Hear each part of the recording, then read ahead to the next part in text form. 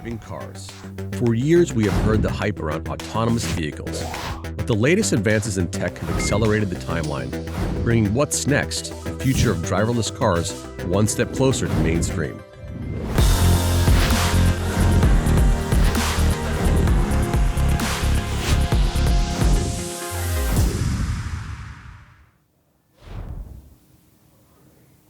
This is Yahoo Finance's Next. I'm Pras Subramanian. Today we're focusing on driverless cars. The global autonomous vehicle market is projected to reach $614 billion by 2030. That's up 61% from the $104 billion generated in 2022. As the race for autonomous vehicles picks up speed, trials are underway in cities across America. GM's driverless unit Cruise has 15 trials in the US, and Google's Waymo is operating in 2 cities as well. It's been a long road to get here. So when will driverless cars go mainstream? It all comes down to new technology. The processing power of AI. Companies like NVIDIA with new cutting-edge chips for faster processing. Tesla's Dojo supercomputer, which aims to train autonomous vehicles on a much larger scale. And even new sensors from companies like Mobileye that promise to perceive the road like never before. The biggest players, those are the companies you all know. GM, Ford, Tesla, and Google. But a few startups are making big waves in the space. So buckle up and come along for the ride. Well, one of the companies making major strides in the world of vehicle autonomy is May Mobility. Now, the company says that their multi-policy decision-making will take its self-driving vehicles to the next level. As Pras sticks with us and sits down right here. All right, let's talk a little bit more about how this all works. With every move a vehicle makes, May Mobility's MPDM technology calculates every possible scenario in the blink of an eye. The technology then decides what the safest course of action is, directing the car to slow down, brake, or stay the course, all in real time. May Mobility's technology is already bringing self-driving cars to a select few cities across the U.S., with plans to soon expand in California.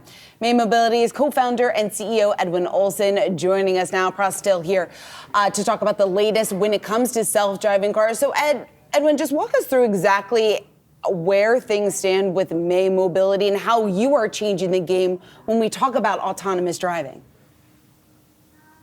Yeah, absolutely. So May Mobility, we develop our own self-driving technology, as you mentioned, based around multi-policy decision-making. We integrate it on vehicles like those behind me, and we sell long-term transportation contracts to businesses and governments.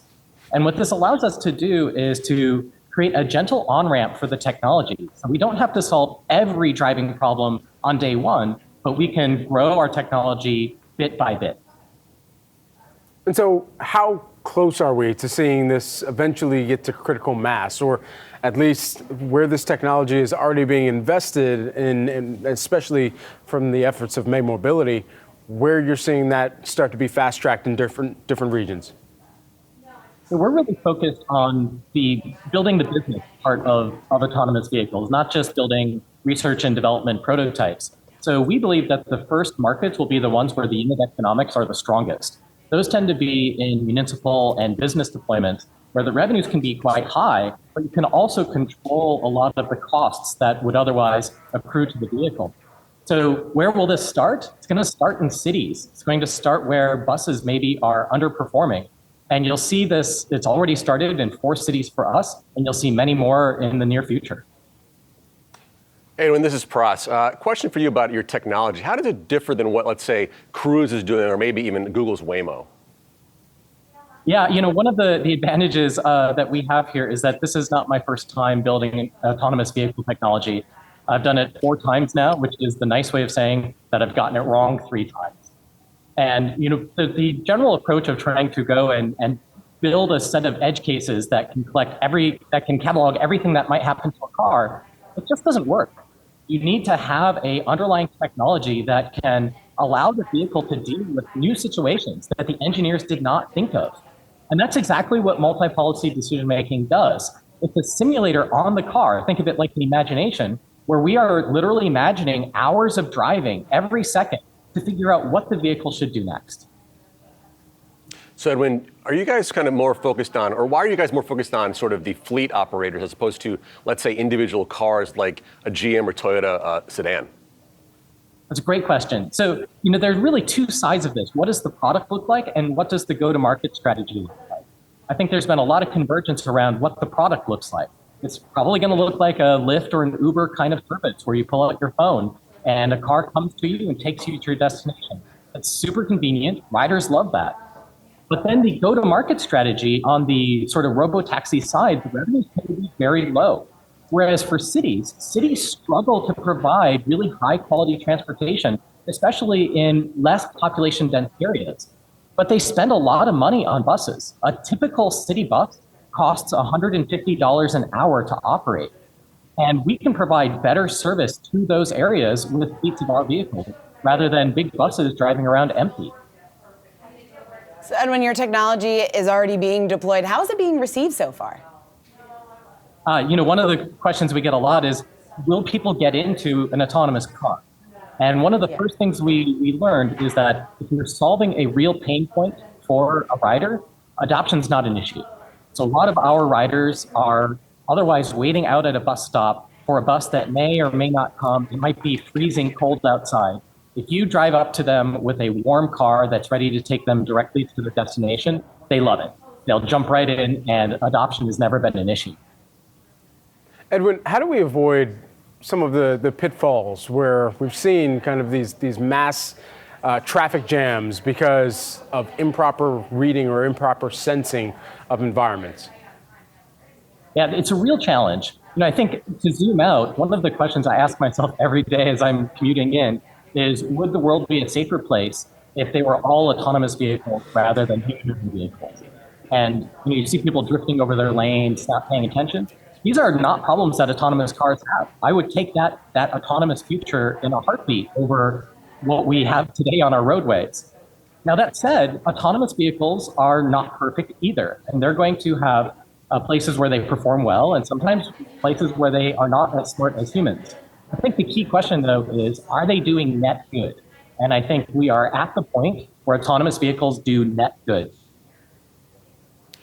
Edwin, so talking about net good and talking about, you guys are based in Michigan. I went to U of M, so go blue, of course. But I got to ask you, the state really kind of in focus here with the UAW and strikes happening. Do you think that there's a possibility that we might see more jobs because of autonomy, or will they take away jobs, for instance, of bus drivers? Yeah, we think that autonomous vehicles are actually good for labor. If you think about how many people struggle to get to work on time, and oftentimes it's because the public transportation infrastructure that they depend on doesn't serve them very well. And so we see ourselves as being an asset to everyday workers who just are trying to get to work on time, trying to get home so they can spend time with their families. And along the way, we're going to create a lot of really excellent jobs. The kinds of jobs that we're creating are higher wages. We do a lot of education and outreach to our communities as well. I think this is a situation that's going to really improve the situation for labor.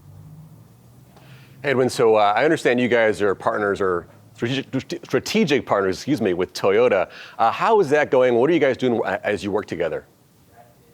One of the most important things is safety. And the only way that you can really guarantee that a vehicle is safe is to understand how all the pieces fit together, from the sensors to the software to the hardware.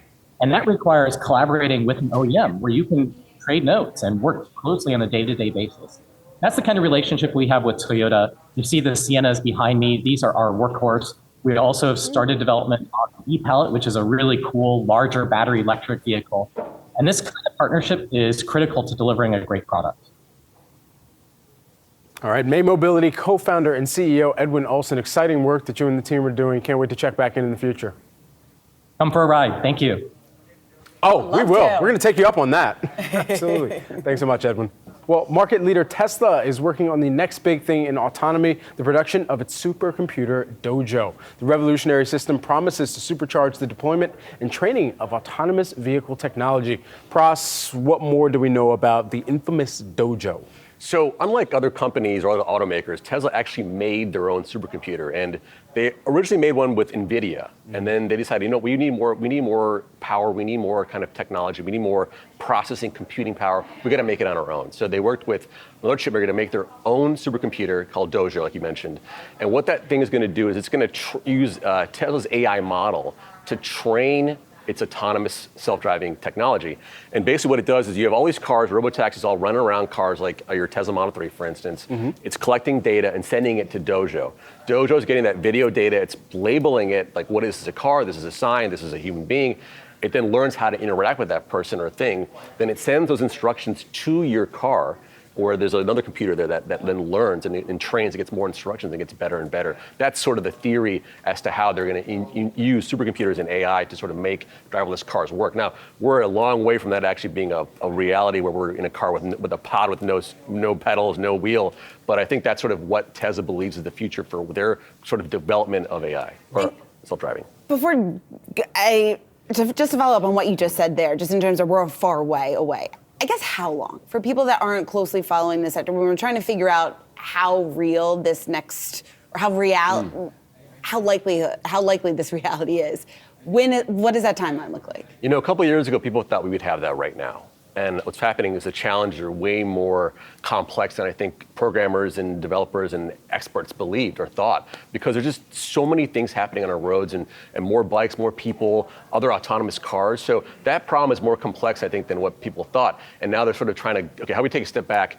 Ford, for instance, pulled the plug on their Argo AI with Volkswagen because they said, you know what, it's more about automatic cruise control, like that sort of thing. It's not about like driving in cars everywhere by its own. So that's sort of where we're at. And I think other companies like Cruise and also Tesla are saying, no, we can actually get that. We can go there. And we know certainly many analysts on the street are very bullish on Tesla's Dojo, exactly what that means for their business. Is this a technology that maybe could be used outside of vehicles when we talk about other use applications for it? You know, you could talk about boating. I've been on the boat. I've been in the water recently. There's that. There's possibility for, I've seen motorcycles that might use autonomous technology. You can just hop on a bike and it takes you. So yeah, there's definitely, I mean, aviation already has it. Yeah. You know, aviation already has it. So it's just, the question is, it's harder on roads.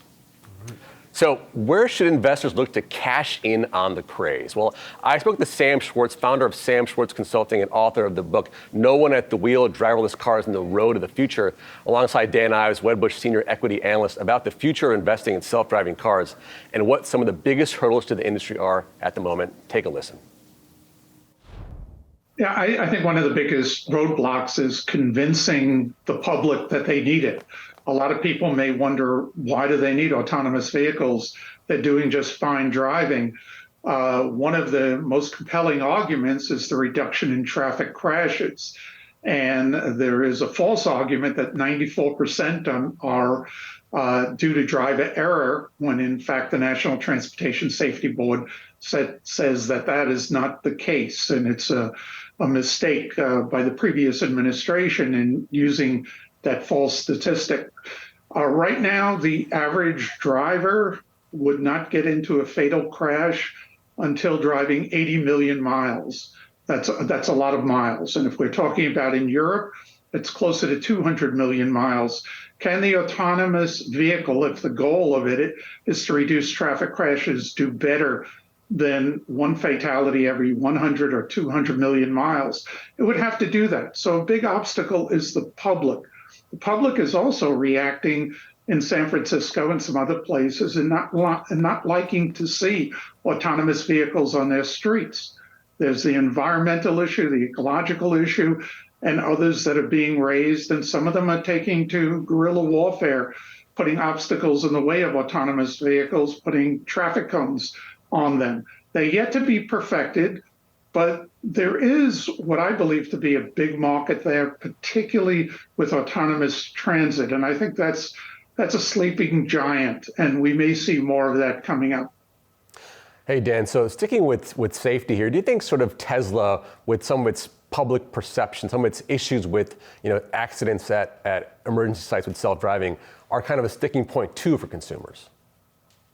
Yeah, well, first of all, those are interesting stats, super insightful. I mean, look, for someone that lives in New Jersey, I'm glad every day I don't end up in the hospital or to live another day. So a lot different drivers in New Jersey and New York. So, but to that point, I think it's a matter of when, not if, from a self-driving perspective. We believe by the end of the decade, you're going to have about 1 of every 5 cars in some form will be autonomous. That's huge flex the muscles for Tesla, for Waymo, Aurora, and others.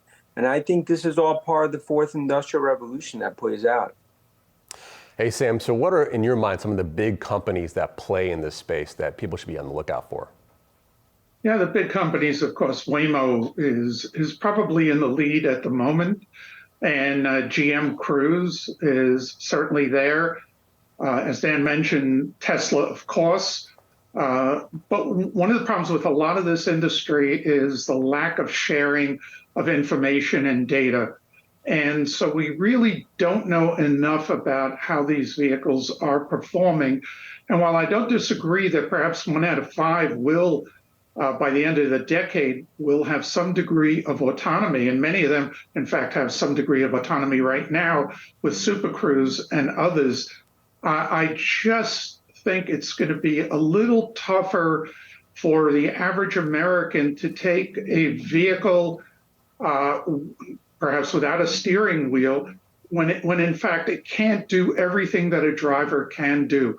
I think we're probably 20 years away from being able to go on dirt roads, going on mountain roads and other kinds of things.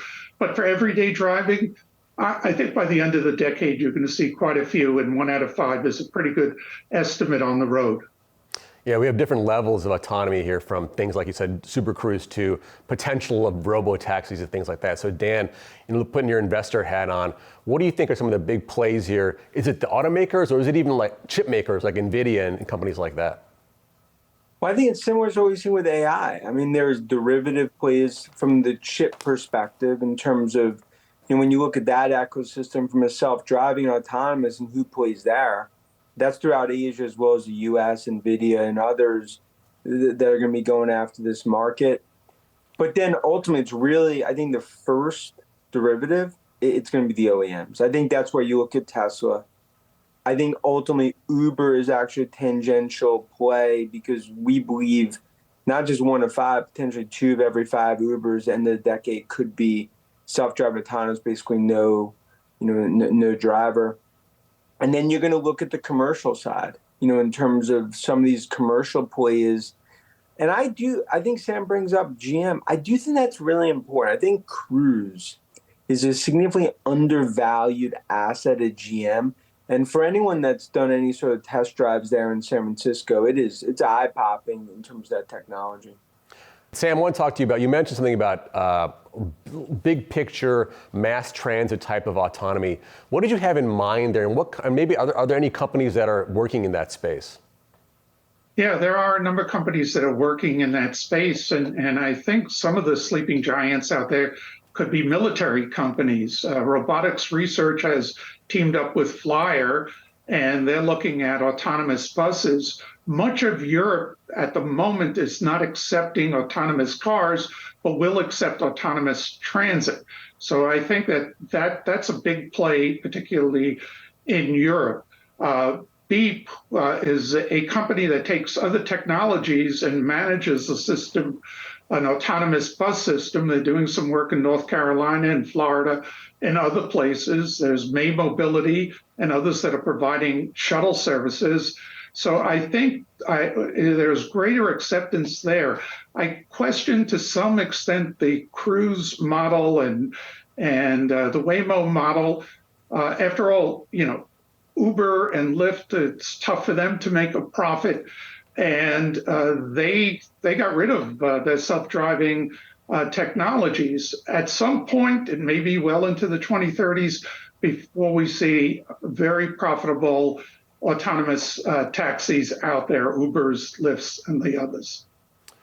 Hey, Dan, one last question for you. We're in the midst of a big UAW strike that's happening now. The automakers are sort of in flux with the EV transformation.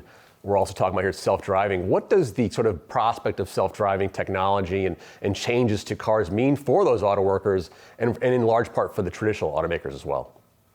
I think it's a colliding of worlds that's going on. When you think about electric vehicles, you talk about self-driving in terms of Cruise, you look where the GMs, the Fords are trying to go. And I think also it's a risk to the UAW. It's a risk to the union. I think it's going to be a battle, because why these union sort of shops battle each other, you have companies like Tesla, Rivian, foreign automakers that's going to come. Look what Waymo's doing today. And I ultimately believe we believe Apple Car 2026, and that's really going to go down the autonomous front. So it's really a colliding of the worlds right now, and that's why it's either adapt or be left behind. I like that colliding of the worlds. Either it's going to happen now, later. We have workers in flux, companies in flux, tech, big tech coming online. So we'll see what happens. Sam Schwartz of Sam Schwartz Consulting and Dan Ives Webbush, thanks again for joining us.